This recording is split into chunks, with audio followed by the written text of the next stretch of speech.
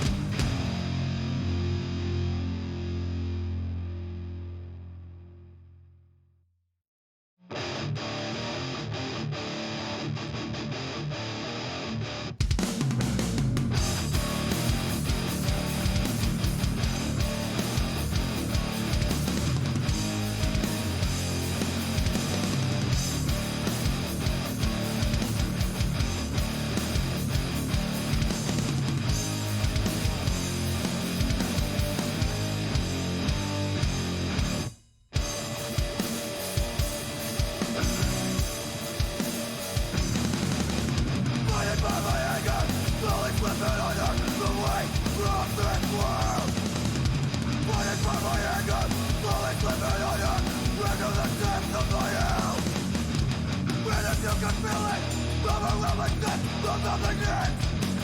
You succumb, try to fight through it. With the end of just left drowning, the cold turns to numb.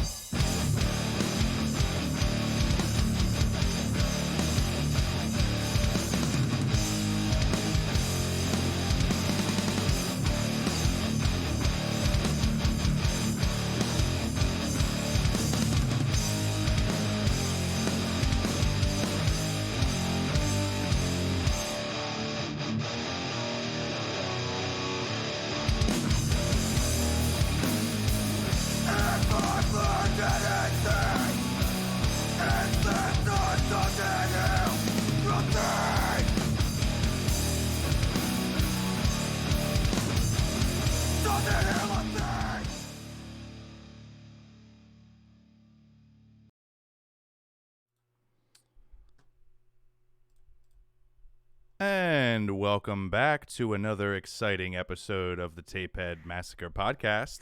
I am Caleb. And I'm back after a 2-week hiatus. Tyler. Yeah, we have our main man Tyler with us, and today we are joined with us by two very special guests, of which the movie we are talking today, the directors of /Lorette Party. Welcome Paul and Angelica to the show. Oh, thank you guys. Thank you guys for having us. Hell yeah. So we actually, so I watched the film a couple weeks ago. I'll say it now. I watched this a while ago, like when Joe Bizarro was on the show and had mentioned you guys. I watched Streets of Vengeance first because that was like the first film that he like was like, you got to check this shit out. You're like, it's fucking sick. And then saw /Lorette Party was on Prime, so instantly went and checked that out. And then Tyler and I rewatched it today, and I'm just gonna like start the episode off by saying like it's such a fucking fun film, and like it really is, and it's cool because I'll just we are huge fans of 80s horror here, so it's really cool. This film specifically, I would say even over Streets of Vengeance, this one definitely encapsulates that like very much like 80s horror with a modern visual, like and if Chris were here, he would be like ranting and raving over the cinematography. It was shot very beautifully. So like you guys, whatever you guys shot with was just Timo Supremo. It looked beautiful. Oh, thank you so much. Yeah, I mean, you guys are the exact guys you should be talking to about this because that's who was made for, 80s horror fans, slasher fans. We wanted to do a Cabin in the Woods movie. It's something we've talked about us two with our cinematographer, Dan Zampa, for a while now. He's like, we just want to do something like Cabin in the Woods movie. And it's like, do you think we could do something like within like 3 days or 4 days or something like that? And that's kind of how it started. And it started off as a fake trailer. And then all of a sudden people were asking for it because we made the fake trailer first, and that's in Streets of Vengeance.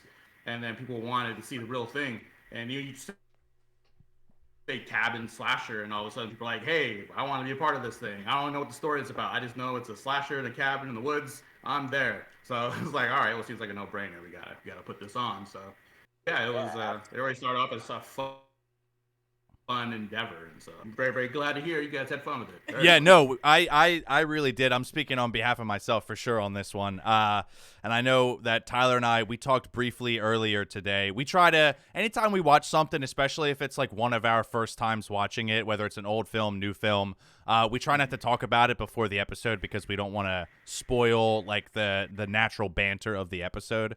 But we did talk a little bit earlier, and just kind of briefly glancing over stuff, and it just talking about how much fun it was. And I truly think that this has like very much like Slumber Party Massacre vibes all over it, and like it's just 80s horror specifically, and that's like the golden era of horror. Like we talk about it all the time on the show. The best stuff came out of the 80s, and I think it's really sick to see a modern take on 80s horror, especially like 80s slasher horror, and like that very like especially like how it was like super overdone in the 80s with like the like very like funny commentary, and like you had like your goofy side characters. Like you guys brought it all with this film, especially like you had the dancer. Like it was just like everything was great. Like we love that character, by the way. That was like a pinpoint that we were talking about earlier. He was a thespian at heart, I believe, too. He was a stripper, but he was a thespian. He had the spirit. He wanted to take it seriously. He rehearsed a lot to take it seriously. There we go. Well, and that kind of gets us to a good point as well, Caleb, in bringing that up, especially just the show for 80s horror. But I'm curious. We always do this with guests a lot, just sort of as a baseline for everyone to kind of get to know you guys and your involvement in horror. How did it start for you guys, right? Everybody has that pinpoint, that monumental moment that goes, oh, horror's for me, right? So I'm curious from your guys' perspective, growing up, especially. Yeah, our story is actually kind of interesting because, we met in film school, so we met in college. Oh, cool. In film school. I never wanted to be a filmmaker, but Paul did. Right. And I was there goofing around, taking random college classes, and I was like, oh, this is interesting. I'll just wander in here. And met Paul. We fell in love. Yeah, I love that. Yeah. Tried to become adults and get our lives together as young adults, get an apartment, jobs, house, all that stuff. But after a couple of years, we're like, okay, let's get back to like the filmmaking stuff and start making movies. Since I never wanted to be a filmmaker, Paul had all kinds of ideas about like what kind of movies he wanted to make, and he grew up. I mean, we both grew up in the '80s, so we have that in common. But he was all about everything horror, and I will admit right now I know nothing about horror. I wasn't allowed to watch it. I was a super girly girl, but he's brought me into his world. I'm there. We're doing it. Yeah, and I think that's what makes our movies have that unique feel to it, because she doesn't know anything about horror, but she's very good at art design and set design, and she, wardrobe and all that stuff, and producing all the stuff that she knows, but she doesn't have the horror nostalgia the way I do. But she has the 80s. The 80s nostalgia. Yeah. Sure. And in a horror movie, if it's part of the 80s, I mean, it has a lot of other elements like a comedy, like we mentioned earlier. So she's seen comedies, from the 80s, and we try to evoke that kind of stuff too. And like horror for me, I mean, it's something I grew up with, but it wasn't something that I necessarily wanted to do in the beginning. When I first went to film school, I kind of put that behind me. That was like me as a 10-year-old, 12-year-old, 13-year-old. I was like, oh, I want to be like Tarantino, I want to make like Reservoir Dogs, I want to do more crime movies. And that's like every, fucking film student, especially at that time, 2000, 2001. So I was like, no, I'm a serious filmmaker. I'm not going to make fucking horror movies. He's a cinephile. Yeah. He was a film snob when I I was definitely a film snob, definitely. And actually, I credit my cousin Spencer, he's an actor. He had told me, he's like, no, what if like, you took the approach of more of a John Carpenter approach? What if you started off making horror movies and that's what you became known for? And I was like, nah, we laughed. We're like, there's no way. I don't think so. I don't really think that's my bag. No, that's not me. That's someone else. And then lo and behold, my first movie I made was Cinco de Mayo, a holiday slasher movie that we were just kind of making as a joke at first. And I was like, let's just make this before Robert Rodriguez makes it. For a holiday slasher with a Mexican killer, And then that kind of started me just, pulling back from the past. Like, oh yeah, I do love Critters 2. I do love Hollywood Chainsaw Hookers. I love Savage Streets. So all bangers. I shouldn't be ashamed of it, and I wasn't. But there was an online community that was bringing back that stuff, and so I was like, okay, well, I'm gonna keep making it. I'm gonna keep delving into my past and my loves, and it doesn't all have to be serious filmmaking. You can have the same love and passion for all the things that you had fun with. Just because it's fun doesn't mean it's less serious. Sure. And that's the approach we've taken with making movies, is that there's you're supposed to have fun, watching movies and making them. Yeah, we did go down the route of like, we've done our artsy movies. So we've done our black and white Italian style. We've done like French New Wave stuff. Oh, yeah. We've done some drama, but the ones that we're known for is the slashers and the horror stuff, which is so crazy to us, especially me, since I'm like illiterate in horror. But but it's really fun to make them. Like, we've made so many movies, and the slasher ones are the most fun to make. And they have like such a nice community. Like, the people who are horror fans are so nice. And I was surprised. I'm like, don't you guys like love death and like scary stuff? I thought they were gonna be like you're a wimp, like you're just girly, but they're actually really really nice. Yeah, they're very very accepting. And I'm like, wow, that's interesting. This like some loving crew. It's like super nice and friendly to them. Yeah. What and and Angie, I can kind of speak from your perspective a little bit. I always say on this podcast, I'm sort of like the noob of the bunch, where Caleb and Chris go real hard into the deep cuts, and I'm more like, I haven't seen this. So for me, it's always a new experience. But I can tell you, a very similar parallel is the community is, it's small, but it's tight and it's super supportive. If it's good, they back it. And I can certainly relate to that piece. And I haven't really wrapped my head around why that is necessarily. It's kind of like punk music to me almost. That's what I feel like, the same community, like it backs its people quite a bit. Yeah, we talked about that with Joe, was like the similarities between punk music and horror, where it's like both communities are very supportive of one another and like the cultures are very much similar. Yep. Yeah, And I'm so nice. Yeah, well, I'm curious from you guys, especially Paul, to your point about starting with Cinco de Mayo and kind of working your way up through these film Streets of Vengeance, some learning experiences, right? Is there things you guys have learned along the way that kind of came out and showed in /Lorette Party? Was there big things from a cinematography standpoint, a director standpoint? What are some big things you guys learned along the way, and really a span of what, arguably 8 years? Yeah, we started in 2010, like making movies as A&P professionally. Like we're gonna be a team together. And then I shot Cinco de Mayo myself on an old camera. I edited on an old system, fucking Sony Vegas, on a broken laptop, and we just made it because we just wanted to, do it. And then as we started to get bigger and I had bigger ideas, we needed more production value, and that's when I brought in Dan Zampa. He's an old film school friend of ours too, so I've known him just as long as I've known Angie. But that was the first movie that I brought him in on to shoot, like a first Streets of Vengeance. Yeah, I'm sorry. And because I knew it was gonna be bigger, and also it was the first time when we used like promo photos to promote the movie before it was done. The first time we did Indiegogo, it was the first time trying to just hire models to just shoot for the promo. First time we actually really bought like costumes and like wardrobe, and we really thought about like every character should be unique and not just like most low budget movies. When you first start out, you just invite your friends and they kind of just wear whatever they have in their closet. This was the the wardrobe we needed for this one. Like no one was gonna in their closet. Yeah, so we had to go out and get it. We had to find that stuff. It was like Delana Mila, the main character, her one piece is something we had to find on stripperdiscount.com or something. Nice.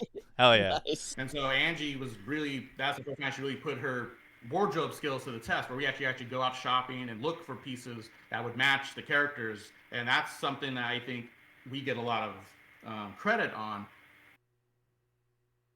is like the wardrobe, because I think that's something that kind of gets overlooked with other movies. Well, it's kind of what sets the whole tone of, my opinion, it sets the whole tone of the aesthetics of a movie. Yeah. So if you're watching it and you're like, oh, that's just somebody wearing like an Avengers t-shirt, like you're not going to believe that they're in San Francisco, that they're badass, like sure, in the adult film industry. They have to have like the actual look. So we started paying a lot of attention to like what they're wearing, like how they stand, where we're filming. And so with Streets of Vengeance is where we really started putting a lot more attention into the details to make people believe that this is a real world, that these are real people. World creating.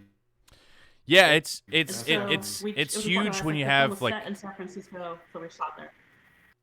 Sorry, I think there was a delay on my end. My bad. No, you're fine. It was me. No, I was gonna say the aesthetics and like the color palette and the wardrobe is definitely like almost like the first thing that like I notice like upon popping in a movie is just that. I mean, like like a lot of like the A24 films that have been coming out lately, like the color palette choices that they've had for those, whether it be wardrobe or just lighting and special effects, that kind of like it does exactly what you said. It sets the tone of the film, so it really makes or breaks things. I mean, you can have a really well written script and a beautifully written casting and everything like that. But if your wardrobe's off, if your settings off, your all that stuff's off, that'll make or break the film, I think. Yes. Right. So especially Definitely. with like /Lorette Party, because it's set in a cabin in the woods. I mean, it's kind of a no-brainer. You would think that it's a no-brainer that you need to film in a cabin in the woods, but you'd be surprised how many people are like, "Oh, we can just film in this apartment or this hotel room, and we'll just pretend that it's a cabin in the woods." And it's like, this is not. There's no woods. There's no Well, cabin. if that's what you guys did, you definitely fooled me, because I would have never known that you were out of a cabin. We're not that good. Sorry. Well, Yeah, we don't have that in our hands. We had to actually go out there. We'd go old school. It's like with Streets of Vengeance too. It's like, we need a strip club. We got to get a real strip club. We need a mansion. We got to get a real mansion. We're staying at San Francisco. We We're gotta go. We're going to San Francisco. Gotta go to San Francisco. Shoot on the real streets and just make it up in our backyard or in our garage. I mean, don't get us wrong. We're cheap, and we will cheat as much as we can. Oh, yeah. But some stuff you have to do real to get people to believe that. Sure. It's the authenticity of it. Yeah. Exactly. Yeah. Exactly. Absolutely. Well, and that brings me to another point. And we spoke with Joe Bizarro about this as well. But I think, especially for people listening in, when they think of sort of the low budget filmmaking, I mean, from a logistical perspective for you guys, especially getting the right settings involved, like what goes into that entire process from, hey, we're gonna build out this cabin in the woods type of storyline, to, hey, how do we get the casting crew? How do we find the proper settings for X amount of dollars? Like what really goes into that for you guys as far as process? Ooh, that's a really good question. It depends on the film, so it depends on what the story, like where is it set, like what's the world going to be, and we know in advance, like we have an idea of like what we have access to already. So, I know a guy that has a tow yard, so we'll set a scene there, or I know a guy who has a mansion, so we'll write a scene for that. But most of the time, we don't have connections, we're not rich, so a lot of the times we'll just write stuff and we won't let limitations hold us back. We'll just write it and we'll see if we could figure it out when it comes time to production. And so you'd be surprised how much people want to help you when you're involved, like when you start when you're in production, and all you have to do is get your main location locked in. And for us, if we can borrow it, we will. We'll ask around and like, hey, does anybody know anybody who has a cabin, or does anybody know anybody who has a warehouse? And a lot of times we get stuff that way, where friends are like, oh, my friend has, whatever. And so a lot of times we get like the homie hookup, so that's really convenient. But if we don't, then we'll rent a place. So with /Lorette Party, we had the intentions of renting a cabin. It turned out like we got a homie hookup, someone knew someone, and we were able to use that main cabin in the film for free. Yeah. And we rented it because the cast was just so huge. Like half of us were gonna stay and like live in the main cabin that we were filming in, and the other half was like staying in the cabin like just a couple doors down. And that one was rented just for sleeping bags and crap. So we got away with being able to just rent a side cabin for the cast. Nice. That's awesome. We try to do a lot of like I said, homie hookups. So with Streets of Vengeance, like somebody knew someone who had access to a warehouse, which we turned into an adult film set studio. We even used our garage too at one point. We used for our garage. a couple of shots. We'll set dress stuff. We've like guerrilla style shot on the streets without asking for permission. Someone had access to a nightclub, and we're like, okay, let's someone go had use access, gave us a person who was a manager at a club, so they let us film there for free. That was really cool. And like the strip club, somebody knew someone who was a manager, and they let us come during off hours. It's really crazy how much people have like these random connections, and they'll like, oh, I know somebody, and just because they know that you're making a movie, they just want to be involved somehow. And like, I want to help. Can I just like show up? Yeah. And they're like, hey, if you can hook us up with something, sure, come by and help us. Fuck like, yeah. Yeah. The mansion in Streets of Vengeance was a friend. Like, I don't know how we got lucky with this guy who just like wandered into our lives, and his dad like has yeah, a I mansion. got a mansion. Yeah. Can you use it? Yeah. Who doesn't have Well, one now lying I can. I'll write a new scene and I'll use it. Yeah, exactly. Yeah. And other times there's times where people are like, oh, if you need a place where like a car lot, like I know someone, and we're like, we didn't have a scene for that, but we're gonna write one now because we have access to it. Let's take advantage of it. Hell yeah. And Yeah. yeah, Streets of Vengeance was pretty organic, whereas like things came up and we took the opportunities. Rap Party was more pre-planned because it's essentially one location. So it wasn't as organic as Streets of Vengeance. Streets of Vengeance had a lot of amazing windows of opportunity, like working with Joanna Angel or working with Ginger Lynn or working with Alexis Amore. Like those things kind of just came up. They weren't written into the script because we don't know them, so I wasn't relying on them to be in the movie. But they were around our area, either like on tour or something like that, and then I kind of shot them an email and saw the trailer and we're like, hey, I want to be a part of this. And so we wrote a scene and put it into the movie and just kind of made the whole world. So it was more organic. But SLASHLORETTE Party, we had to plan everything out. We had to have all the food there, all the beverages there. We had her mom stay with us too, so she can cook for the cast, like breakfast, lunch, and dinner. Yeah. So we didn't have to like go out anywhere because we're out in the middle of nowhere.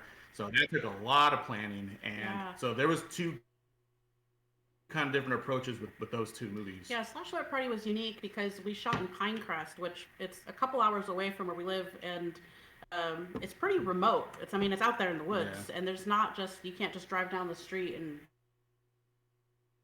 go to Target. Like it's kind of distance to restaurants and stuff. So with that one, we had to have like the entire weekend. We shot over a 3-day weekend, and we had to have the like down to the hour pretty much kind of planned out. We had to have like menu in advance of like what everybody was going to eat. We had a head count obviously, and we got like dietary restrictions. Is anybody allergic to anything? Like the whole thing. There's so many things you have to consider before you go up into a remote location for 3 days, lock 20 people down in one location, and you have to make sure that they're not going to need anything because the nearest place is kind of a distance to drive. So Dan's van, his vehicle is packed with all the gear. Our car's packed with all the food, all the toiletries, and a lot of toilet paper, a lot of towels, a lot of clean supplies to clean all the blood that we spilled everywhere. You just can't be caught with your pants down. You're like, oh my God, I forgot that. The thing, it's over. It's like 3 hours away. Now I can't. Fuck. Get it. Yeah. I did forget something. I won't say what. Well, and that brings up an interesting point too, especially comparing the two films. But looking at SLASHLORETTE Party is such a remote area, and it's just one area, right? So from a storyline, from a visual perspective, was there different challenges that you felt with SLASHLORETTE Party to kind of make things pop differently versus Streets of Vengeance? If so, what were the big things there, big differences?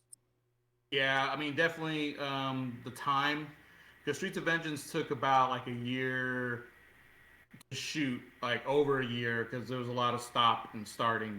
People would shoot for a month and then they had to go do something else, and we'd stop and then we'd pick it back up later. And so it took a long time over a course of a span of like months.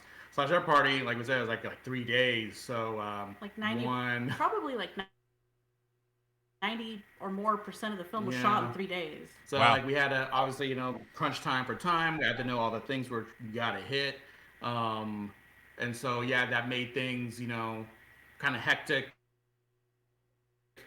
Like us two and Dan were on our feet the whole time. The actors, they have downtime, they can go eat and stuff when they're not in the scene, or relax or even read a book. But we were always working because we had to keep it going. And so we had one day in particular, like 20 hours maybe of shooting, constant shooting. But that was for us and the cinematographer, not the actors. Right. Sure. The actors, they weren't all shooting for 20 hours in a row.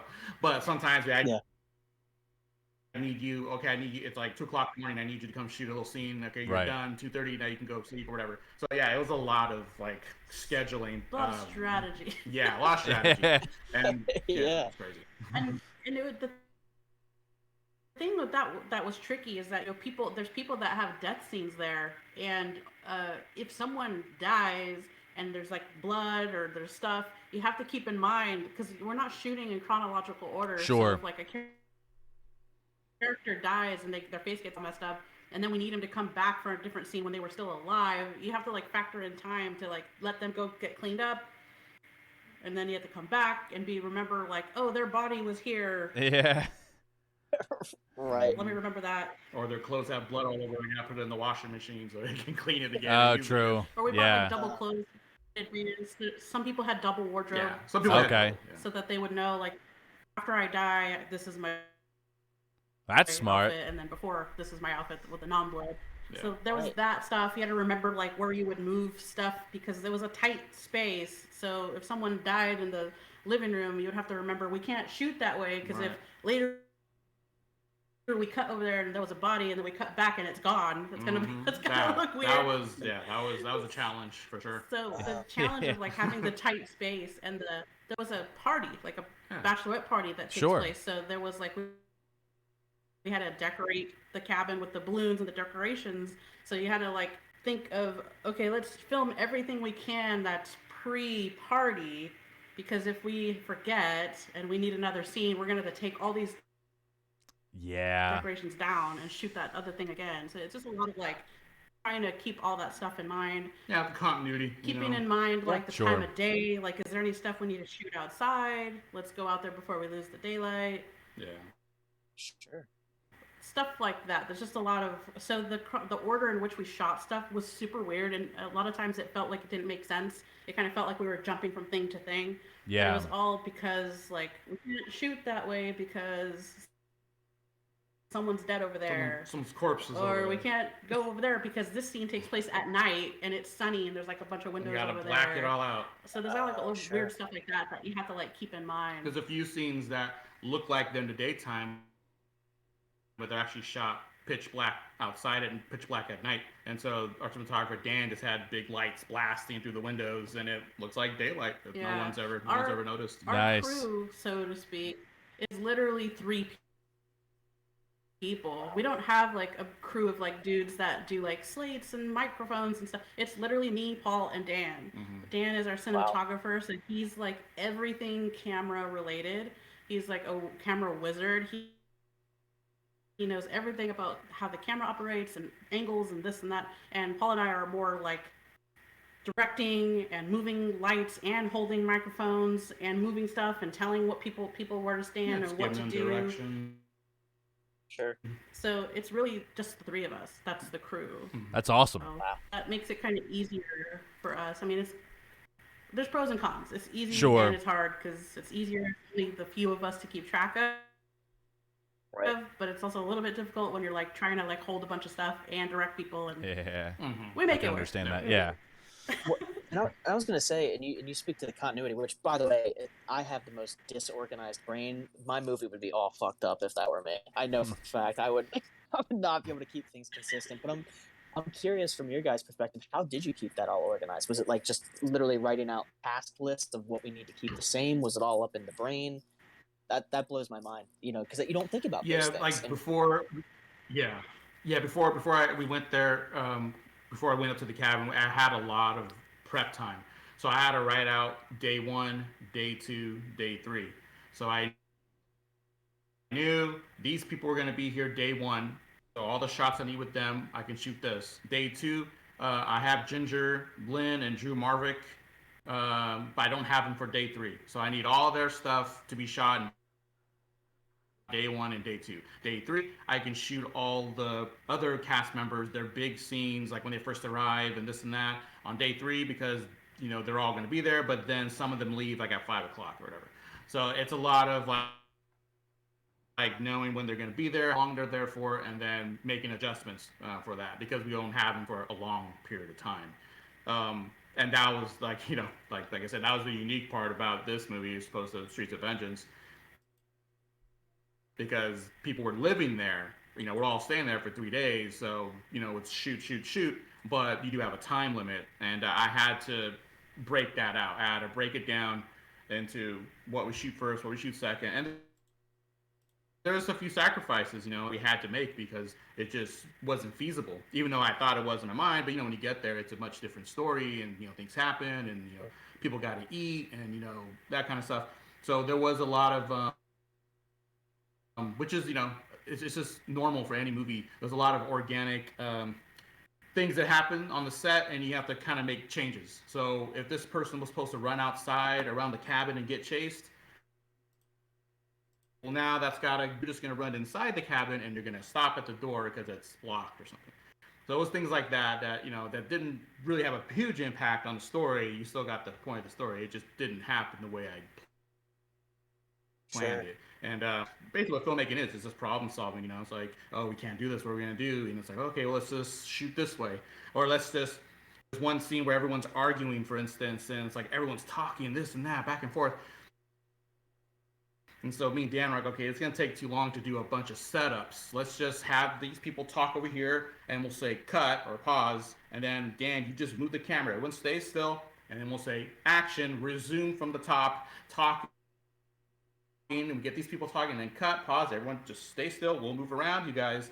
Action, do it again. And that really made it really quick, really fast. It's kind of like that Robert Rodriguez, style of shooting, where he would zoom in the middle of a shot to get like 3 cuts, that kind of a cheat. That is cool. So we had to do that a few times because of, Yeah, basically we start out, like, we've done our methods, we've experimented with different methods. So we've had the times where we're like, oh, we'll just show up and we'll just wing it and we'll see what happens. I mean, we only do that if there's like 1 or 2 people involved. Yeah. It's a very loose story where things don't really matter and we have all the time.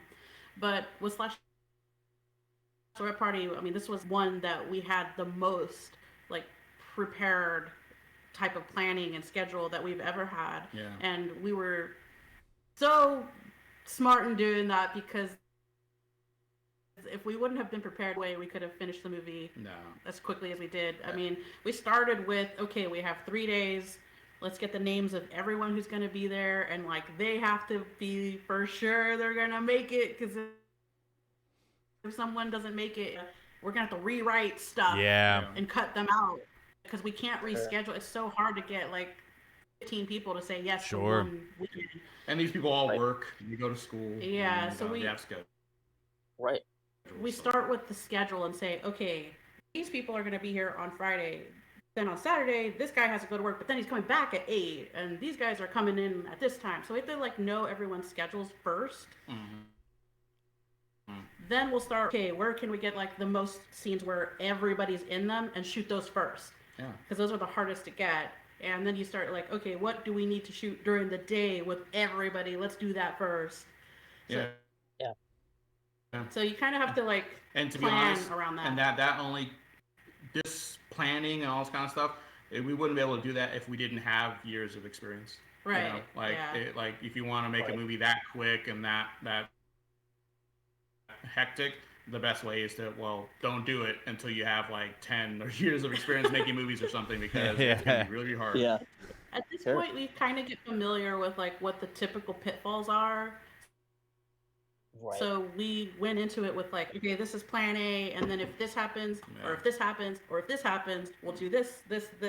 So we had to go into it with like our wish list, and then our backup, and then our backup to the backup. Yeah. So in case things happen. So smart planning, though. Very smart planning.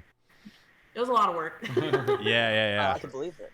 But I think you bring up a good point. Yeah, I mean, that's, especially in such a 3-day window, you have to get, to your point, everybody there, the logistics all figured out. I mean, yeah, it's to a new beginning filmmaker. I feel like there'd be a lot of obstacles and a lot of holes that you would hit the wrong way if you didn't have that. Yeah. We know a filmmaker that tried to do the same thing with the cabin in the woods and Friends, and it was the first film, and it was much different. The stuff that like happens like when you're first brand new, there's things that you don't know until you do it, that you're like, oh crap, I forgot to pack, or I didn't think of this. Yeah. I forgot to bring batteries. There's a lot of stuff that you don't really think of until you've experienced it. So thankfully we've been in a lot of situations where we're like, okay, next time. Yeah. We're not doing that. And I think you guys kind of touched on it. Sort of shift gears, and I know we don't want to give away every bit and piece of this movie because obviously we want the listeners to go view it and not spoil, of course. But one of the curiosities I had was really the storyline itself, the plot point, really that the emphasis on Bree and Dolph and an engagement that's not really working out. And I think there's a lot of, although the females are definitely casualties in the movies, much like the 80s horror, there is a certain empowerment between a lot of these characters in terms of how they're sort of guiding the storyline, and Bree sort of taking back her own life in some ways, and Dr. Petra Jordan, played by Ginger Lynn, who's freaking amazing, and sort of her little mastermind situation. But I'm curious what influenced that plot point as the driving force, and also how sort of, in my opinion, and just the way I viewed it, that female empowerment kind of comes into play in this film, because they dominate from front to back. I'm curious your guys' thoughts on that. Yeah. Thank you. Yeah, because I mean, it is a theme for us. We do like strong women, female characters. And this movie in particular, I kind of had Rosemary's Baby in mind. Okay. As far as the protagonist in a way, just being called crazy and being manipulated by her partner, and so we did have that in our minds when we were making the movie, and so. Yeah, the female empowerment thing, that's definitely a conscious point we're trying to make, for sure. It's a recurring theme in a lot of our films where the women are strong, independent characters. That is something that we do internally. It's just something that's kind of like important to us. But we try to do it in a way that it's not super obvious and we're not like cramming it down people's throats in an annoying, like obnoxious way. So we wanted to keep, the film is not set in the 80s, so we didn't want people to think, like, this is really the 80s. Mm-hmm. That we weren't going for that, but we were definitely trying to make it feel like the 80s. Yeah, so it's aesthetic style. We wanted to give that, like, those kind of movies, that feeling and that vibe, but also we wanted to do a modern twist on it so that it's something that's more relevant to today, and it kind of, if you want to just watch it to have fun with it, you can. It's just like a horror slasher movie. But if you wanted to dig a little deeper and be like, okay, wait, was that guy? Was this guy? Yeah. Was she? There's a lot of repression, a lot of repressed if you wanted, sexuality. Sure. Yeah, if you wanted to dig deeper, a little like psychological like analysis, you can go into there and you can start examining like, so was she crazy? Was he crazy? Yeah. Was he the guy? Like you can start. How you like the idea of people being able to have like that conversation with like, so wait a minute, was she pregnant? Mm-hmm. Was she not? Like we like the idea that people get to like question it instead of like it's just a basic like bad guy shows up, he kills everybody. Right. Sure. We wanted to give people something that they weren't expecting. Right. And even the protagonists, like they're not perfect. Exactly. So we wanted the people the audience to have fun with it, but also not be able to, oh yeah, those are bad guys, that's it, they're like, we know what's gonna happen. It's funny there to be a like surprise. Yeah, it's funny that you bring up that conversation, because that was the conversation that Tyler and I had earlier. Like we were like, we have questions, and we like that we have questions. And one question, all right, and one question that I definitely have. Well, we basically came to a consensus that both of us have the same question. And on the show when we have guests on, we don't like to give away the film that we're talking about, because we would want our listeners and viewers and everybody to go watch the film as opposed to spoil the thing. Something that came out 30 years ago, it's like you had your chance to go see that. This is new, fresh. Go watch this, and here's where you can do it. But yes, exactly. Yeah, right. So, but is there a potential sequel that could be in the works or down the road, an idea? Originally, because they originally wanted to do, and it was going to end more in a sequel-ish kind of a way. And so, I mean, still the ending that we have now still has the potential for a sequel. Yeah. And that was always the idea. We always wanted to end, because that's classic, slasher movies end. It was going to end, you see, Friday the 13th, and Jason comes out of the water, and like, oh, this big shock ending, It's like, we kind of set up that way. We're not exactly sure if we want want to do a sequel yet because I've never done a sequel, but we like the idea of having a movie end on a possible sequel, just because so many of those slasher movies did that. At least Right. a lot of the other ones, they had the potential. Yeah, I like that. I like that. That's as of right now. That's okay. Okay, that's a good way to like leave it off. And one thing I will say too with the ending, fuck Dolph. That is he is definitely a bigger antagonist in the oh really? That's sick. I need to. Yeah. That's the general consensus. Yeah. Well, I would say he's a bigger antagonist than Dr. Petra and Dean, and I think he's worse than them. I truthfully think so. And you had Andrew Brown that played him, and like that guy can play a dick real well. I'm sure that he's probably a sweetheart, but yeah, he can play a dick real well. He did a very, very good job.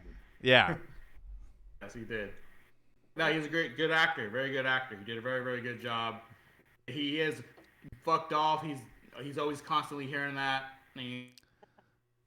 He's like, that's not me. That's like, yeah. You're an actor. This is what happens. People just attribute you to the character, and they hate you, so they really hate you in real life. Sorry, right? It's what actors gotta go through. I know, but I don't know. We might have to like put character on a shirt and just make a fuck Dolph t-shirt because that's like been the general. I think that's a really good idea because if you do that, we will definitely scoop one for sure. Yeah, 1,000%. Yeah, say no more. Say no more. Well, I gotta say too, and again, not to spoil everything, but I thought what was interesting was obviously Dr. Jordan and her sons kind of committing this chaos. Was that a shout? And maybe I'm just pulling this from my own frame of reference, but a shout out to the '80s flick Mother's Day, because it felt very similar with in terms of Yes, definitely Mother's Day was definitely on my mind with that one. I just kind of like that idea, and I hadn't seen it done in a while. Yeah. So I was like, yeah, Mother's Day. That'll be fun to have too. It was a very out of left field twist. I truthfully didn't see any of that coming. I mean, there wasn't even any type of like hints towards it. She had a couple like scenes where like she was kind of like not there and there for like some pivotal moments, and then like at the end, obviously we know. But that was a very shocking twist to be honest.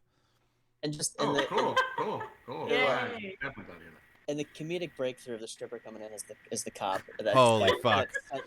That was amazing.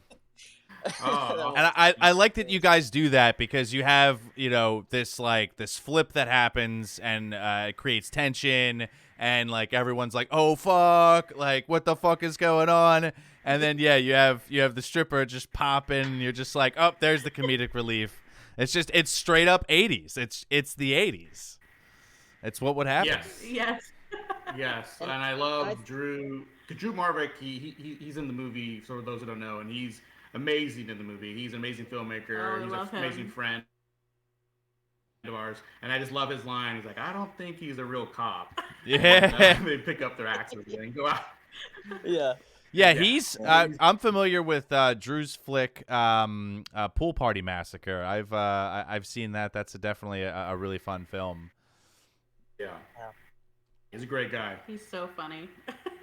He was perfect for her. Oh, I felt so bad for him. Truthfully, I felt bad for him in the film. I feel like you guys made us feel bad for him, and like you kind of wanted him, especially like I like the whole line with him like talking to the girls at the setup at the end. And he like has this like fucking documented 401k. It was amazing. That's just that gave me a good chuckle. Also, oh my gosh, I wrote that. It was so fun. We actually met Drew when he was promoting Pool Party Massacre. Well, he's from Vegas. Okay. And he had come to Sacramento area, San Jose, or Stockton, somewhere around here, and he was promoting his movie, and he kind of reached out to us about sharing a table because at the time we had Streets of Vengeance come out, and so we were like, yeah, cool. So we met him at a convention, and we just thought he was such a cool guy. He's so funny and like easygoing, and we had kind of already had people like asking us to make Slashlerette Party because it was a fake trailer in Streets of Vengeance, and so but we never had plans of turning it into a feature. We were just like, fuck. True. Yeah. oh, that's a cheesy like fake trailer we made. Like we're not gonna make that movie. But people kept asking and asking, and so then we're just kind of like, I don't know, maybe we should make this thing. And so we had started writing like a real feature for it. And after we met Drew, we're like, oh, we have to put Drew in He's it. got to be in the movie. He's got to be in the movie. Yeah. He's got to be in every movie, to be honest. Yeah. So the original script had one guy, one killer. I don't want.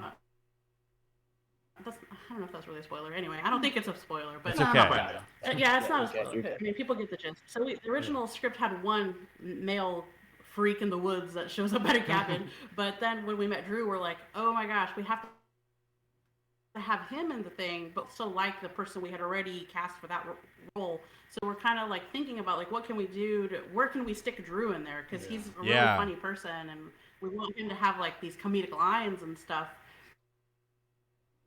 But I don't know if you guys are familiar with the old show Frasier. Oh, hell yeah. Oh yeah, Frasier and absolutely. Yeah. So I love that show, and I like it's something that I just like throw on in the background when I'm just like around doing stuff around my house. But I love that the brothers are like hoity-toity, and they're always Yeah. arguing. they bickering. argue and they bicker, and they're always wearing suits, and they're always like really fancy.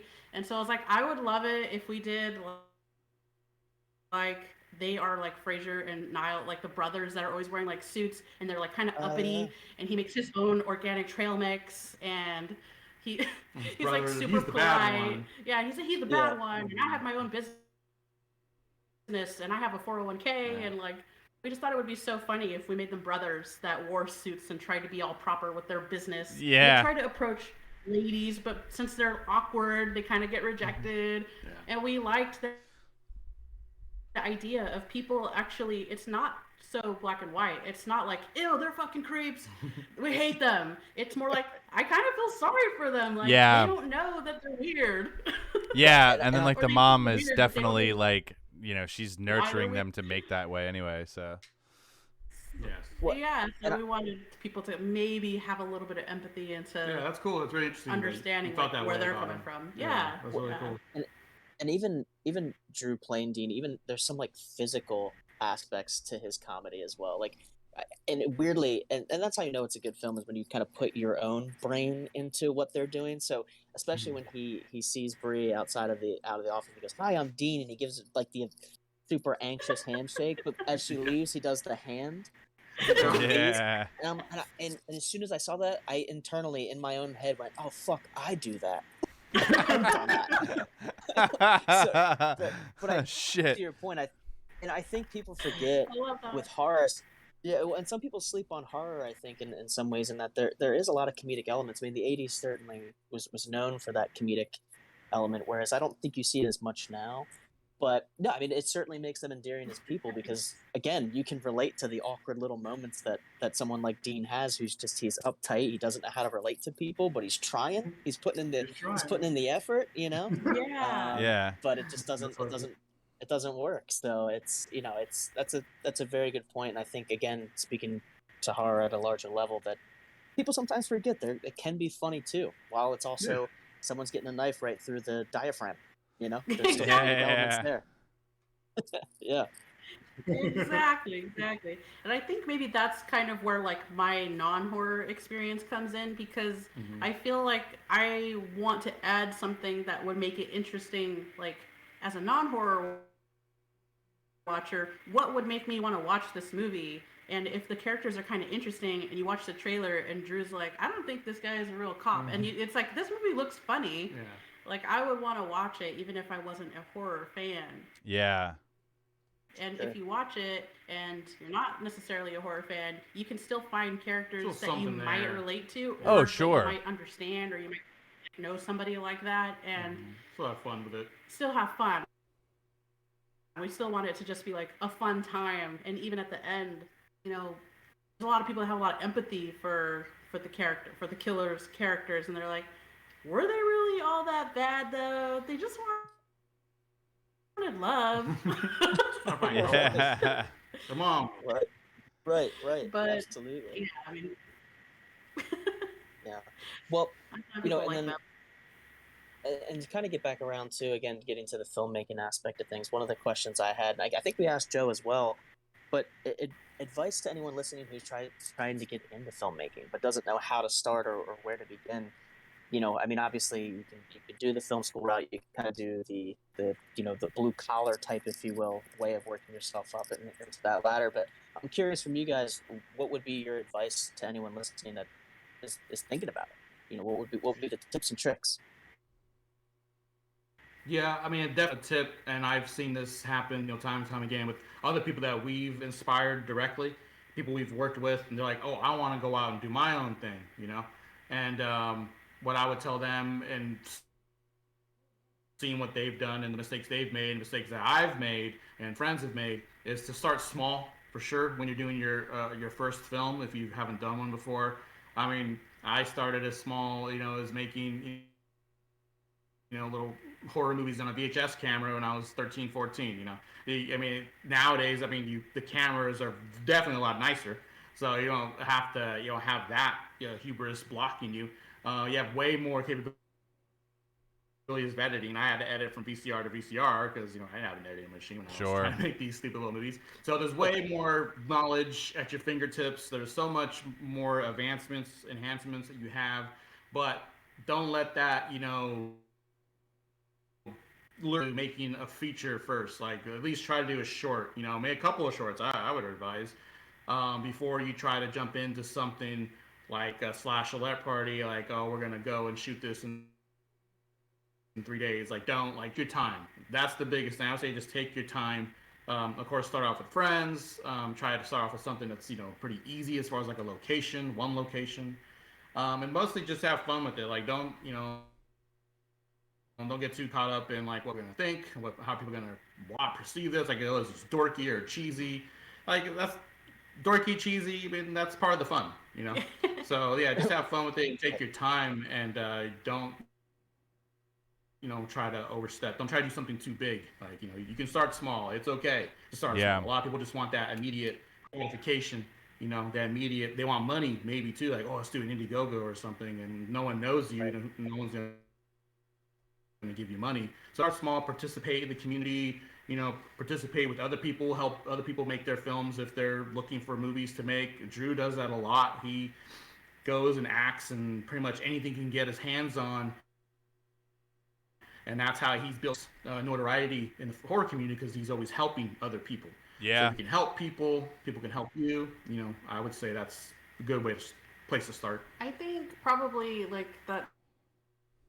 That's all. I agree. I think the other thing that I would add to it is to not get hung up on the technicalities of it, because I think we've known a lot of people, like Paul said, we meet other filmmakers and they think like, well, I need a first AD, I need a script supervisor, I need storyboard. You don't need any of that shit. Like, I don't think anyone even needs to go to film school. That's my opinion. I went to film school. I didn't learn anything, honestly. Like, what I learned was when I actually went out and got hands-on experience and screwed around and like made mistakes, and I was like, oh my god, this is embarrassing. I hope no one ever sees this. That's where you learn. Like, you have to go through that to get big and good. That makes sense. But I think maybe because, like, I don't know if it's social media or like YouTube, people get this impression that like, oh, I want to be a filmmaker, I need to buy the red camera or a Blackmagic, and those are thousands of dollars, or I need a new computer, I need the best editing, I need to pay actors, I want to do an Indiegogo and raise $100,000, I need catering. Like, you don't need any of that shit. Like, you just need your phone. Like, literally, if we had phones, we would have been making movies with our phones back when we started. Sure. But now, I mean, that's what I would recommend. Your phone has an editing system and camera built into it, and when you're starting your first thing, I'm sorry, but it's probably gonna suck. Like, that's just how it is. Nobody gets on roller skates and can start doing like backflips and shit. Like, you have to like start really slow, like really basic, and you get better. Like, the more you do it is how you get better. And it feels super awkward. And it's like, I see people like try and their first thing comes out and they're like, oh my gosh, so I finished my first thing and it's terrible. And it's like, well, yeah, good. Then that means you learned stuff, move on to the next one. That's only way you could like learn. Oh, sure. And you kind of just learn something new with each project, and that's why we recommend like don't waste your money on your first stuff. Don't like go out and like buy the best camera or like the best everything and hire professionals and stuff. Like Sure. just stick within your means, use your phone, use your friends, use the locations you have access to, and just make something. And then when it's done, make something again, and then each time just try to like get a little bit bigger, like a little bit more, and stretch yourself like a little bit more, and it will naturally like build to the point where you have experience where you're like, oh, I can now make movies with 15 people. I know how to manage a budget because I know what things cost because I've made stuff, and I can, I know how to get like insurance and liability paperwork done to rent this college room for my movie. Like that stuff comes with like experience. So I would just say the same thing. Like, don't get hung up on like I need money and I need a camera and I need like SAG actors. Like you don't need to just jump in. That's really great Jump in there advice. and do it. Honestly, that's great advice. Yeah. Jump in feet first or head first. I live by that code, so yeah, absolutely. That's awesome. One more question from me, guys. It's my last question is a little bit childish at its core, but again, I think it's important, right? We went 80s horror. We're talking the decades of the VHS stores where you'd go, you'd get your film, horror or not, but you got to get your snack. And I'm a big snacker, all right? And I'm as wide as I am tall, so it's tough out here, I like my food. So my question to you guys is, take yourself back, let's say 95, 85, let's pull ourselves back a minute. You're going in, you're getting your tape. What's your go-to snacks? What are you pulling? I'm getting Sour Patch Kids for sure. Hell yeah. Maybe a Butterfinger if being good. Okay. And, people sleep on the Butterfinger. Yeah, people they sleep on do. the Butterfinger. It gets stuck in your teeth, but you know what? You gotta see through that. You gotta see past it. It's worth it. Yeah, Bart sold me on the Butterfinger, so Fair. I was a big fan of Simpsons, so they endorsed I was gonna. So back in the day, I think my top thing was I don't know why I always went to the Red Vines. Like that was my There we go. choice. You do all the corny stuff as a kid where you like bite the ends off and use it as a straw and then like you eat it. Oh yeah. Oh yeah, definitely. So the Red Vines was my thing, but also at the time, and I don't know if you guys remember this, but they like when Ninja Turtles like was super huge, they had a Ninja Turtle candy that was like a gummy of like different characters. Oh, yeah. And like Okay. those were my jam. Me and my brother Okay. would eat those things like nonstop. They were so good. And Hell yeah. those are my candies. The Red Vines and the Ninja Turtle gummies. I honestly, yeah, my dad was always with the Twizzlers, so I can relate to that for sure. I would definitely always have Twizzlers with the movie. Yep. Did you use them as a straw for the can? Hell yeah. Oh yeah. That's it. Absolutely. Awesome. Well, Caleb, anything from you, bud? Well, yeah. So basically, where I sit with it to talk, like I said, I don't want to give the movie away to anybody. You know what I mean? I want all you listeners and viewers to go and watch the film. It is available on Prime Video. And it Tubi is as well. Tubi. Yes, Tubi. Tubi. We are big advocates of Tubi. Yeah, Tubi is great. Yeah, Tubi is awesome. There's a ton of great stuff on there, and you can honestly, it's a little overwhelming actually because you get on there and there's a fuckload of stuff that can just consume you, especially horror. I feel like that's like Tubi's big thing is horror films, because there's just an endless amount for on sure. there. But you guys also all my filmmaker friends are on there too, and a bunch of classics on there. So it's a great mix. It's a great mix. But you guys also have physical copies of /Lorette Party as well, and we'll put the link in our description for you guys to be able to go and purchase that. Basically, at this point, I want to kind of reiterate the fact of the film being so much fun. I had a great time watching this again today, and I think this is one of those films where you can send it to a couple friends. We have a friend of the show, and he has a segment on when we talk older movies and things, where he basically comes in and has like a 2-second, or not 2 second, but like a 2-minute little recording where he gives us his hot take on a film, and He does letterbox reviews, and it's always bad. It's always bad. It's never good. It's never a good thing. But it's just like a comedic standpoint of his. Like, it's just his comedy. And I told him, I was like, this is absolutely right up your fucking alley. And I said that to him the other day. I was like, you have to fucking watch this film. Because like I know him and I know what he likes and has a good time with, and he would it would be right up his alley in terms of like the comedic elements. And then like one thing I will note out too is that like you guys fucking aced it on the gore. I'm a big gore fan, so a lot of my favorite films are the more violent and gorier flicks, and I think what you guys did was very tasteful with the kills. I'm not gonna say who because that's just giving shit away, but there was a pretty sweet fucking beheading in the film, and I will say I'm a sucker for beheadings, and I saw it coming, but I didn't see it coming. Like I saw her like gearing up to do it, and I was like, oh fuck, we're gonna have a beheading, and then it happened, and I was hype as fuck on it. So, and we have two limbs, I believe, are chopped off. There's some I think it's 2 or 3. One of them holding the VHS camera. Yep. Which I wanted to do. Yep. So that, and then another one being thrown into the fireplace. And you guys just sold that or something, didn't you? Or you sent it to a fan or something? Yeah. Sent it out to our fan, our big supporter, our friend Lance Wagner. Shout out to Lance. Dancer. Yeah. He's been a great friend, and I was like, you know what? And she's like, why don't we just give him the hand? Like, all right, let's give him the hand.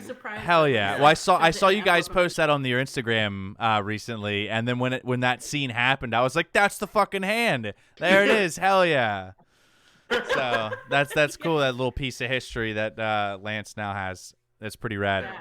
Because just to speak on that, sending it to him in the mail, that was the original ending of /Art Party. It was supposed to be sent to a character in the mail, and they were going to open it, and the hand was going to fall out. So I fuck yeah! In the movie, but I got to enact it in real life. So. That's awesome. That's super fucking cool.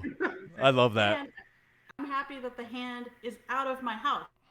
Okay, fair. Because it never fails. I'm like looking for like scissors or something, and I open a drawer and there's a fake hand or a fake eyeball, and I'm like, why is there fake body parts all over the house?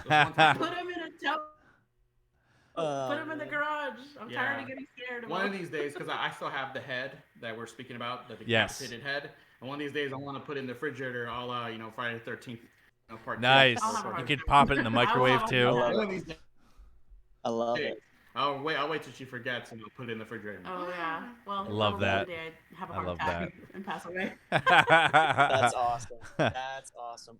Well, and Caleb, I want to jump you here, but I was going to say, Paul, Angie, anything you guys want to plug for yourselves? What do you got going on? What's coming up in the near future? Anything you want to? We know that you're filming, or you are. I don't know if you're still filming or if you wrapped filming, but you have Sexercise coming out, if I'm not mistaken. Right? Oh no, Murder Size. Murder Size. I'm sorry, I'm mixing up films here. Murder Size.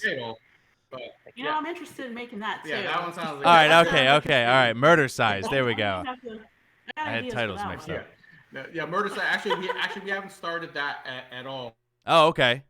We're in pre with that right Okay, now. cool. Well, regardless, that's gonna be sick. I'm very excited for that. That I the fucking cover has me sold already. The cover art, I'm in it. I'm in it to win it. Awesome. Yes, and that was made by Brutal Posters. He also did the poster for /Art Party as well. He's an amazing artist out of the UK. So so that's what we're working on right now. And that won't be until maybe I think next month we'll probably see an Indigo campaign. We'll start putting elements together and shooting in the summer. But for right now, Streets of Vengeance and /Art Party, they're both out there on streaming platforms, Amazon Prime, Tubi, Plex TV. Those are the places you can watch them for absolutely free.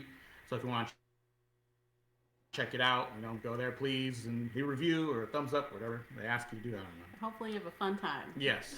I'm sure that everyone that watches this will definitely have a fun fucking time, because this is, like I said, this is reincarnated 80s in a modern setting. So, and anybody that likes the golden era of horror will like this film, in my opinion. Awesome. Yes, awesome. Absolutely. Thank you. Thank you very much. Yeah, especially talking about the gore. This is the first time got to make certain things I always wanted to make. Like I love Tenebrae, and I wanted Hell to yeah. create the scene where the arm gets cut off, and so that's that where was that comes that from. was a really good fucking skit there. That was really good. I was like, hell yeah. And it was funny because I was texting a friend about the film, and she was asking how it was, and I was like, oh no, it's a lot of fun so far. No kills yet. I'm waiting for like the first fucking kill, and I was like, if I'm not that wasn't the first one, but it was like the second one, I think. It was like with the arm being chopped off, and I was like, all right, yep, fucking gore rules. I'm about it. I'm in it. So. Oh yeah, the first one. I love the first one too. That I got to use what we call the blood cannon on that one, where the girl gets in from the back. Yeah, that was fucking brutal. Yeah, that was a lot of fun. Yeah. Well, fuck yeah, guys. No, I'm a big fan of this one. Ty guy, I know he is too, and I know that if Chris was here, I know Chris was the one that jumped the gun, and he because I'm a physical collector. Chris is also a physical collector. Tyler is like dipping his toes. Yeah, just getting in there. Just getting in there. Yeah. But Chris ordered. He was the one that ordered the blue from you guys. And I'm gonna do the same as well. I need to pick up a copy of Streets of Vengeance too. So I'm gonna definitely make sure that happens. But that being said, I need to get a copy. I have a collector's pack coming out. I'm gonna post it. It's I will wait. Cinco de Mayo, Streets of Vengeance, and SLASHLORETTE Party. Yep, I will wait. If you want to get it, I'll put it out on Facebook. Yeah, just the moment it drops, just fucking the moment it drops, just shoot me a DM. I will send you the moolah. It's all you. Got it. I will definitely take that. I'm gonna have a few. I'm not gonna have a lot. It's only gonna be like maybe 2 or 3 more. So okay, I'll let you know for sure. Okay, fuck yeah, that's awesome. I love that. Well, I'll hit you up. hell yeah, I'm all about that. Yeah. I'm fucking stoked. Yeah, because I definitely want to. I have a friend of mine because you guys didn't do a VHS release for this, did you? Yeah, we did. Oh, you did. Fuck. Okay. Wow. Wait. Do another one so I can have a tape. Have one more. Might have one more. Let me. If I do, I'll throw it in the collector's. I love this. I love this. Yeah. No, because I it's made for VHS. So. Very, very fair. I love that. Well, listen, guys. We're gonna wrap this here. This was fucking fun. And listen, you guys, everybody, go check out this film, SLASHLORETTE Party, Tubi. Prime, it's on all the good stuff. You know where to find it. And for us, we are the Tapehead Massacre podcast, and we are on episode 33 today. So this is very cool. And it's awesome for us to have. Thank you.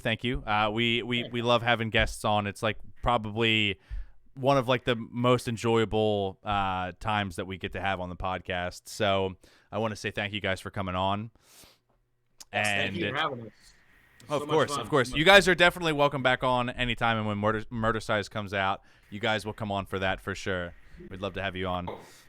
We'll be there. Yeah, count us in already. Well, fuck yeah. Hell yeah. Well, listen, guys, hit that like, subscribe button, do all the things you need to do. Make sure you guys go follow these guys on Instagram. It's A_P. You'll know better than I will. You should. Yeah. It's A_P_films there on we go. Instagram.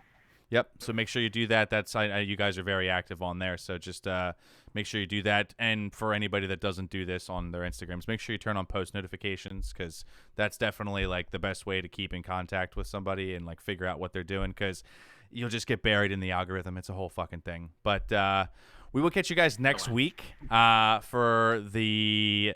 I actually don't think we have anything planned for next week, so that's exciting. We'll have to figure that out. Well, I was just saying, remember, we stopped doing that because we were like, oh, we're going to review this. And then we didn't review what we said we were going to review. So Yeah. We have to walk it back. We got to be more strategic now. Yeah, so we do. We do. Listen, episode 34, you guys will figure it out. You'll see. Yeah. We'll catch you guys there. But on that note, I'm Caleb. I'm Tyler. And this has been a fucking awesome episode. Woo! Woo! Thank you. Thank you. See you guys. Done, sir.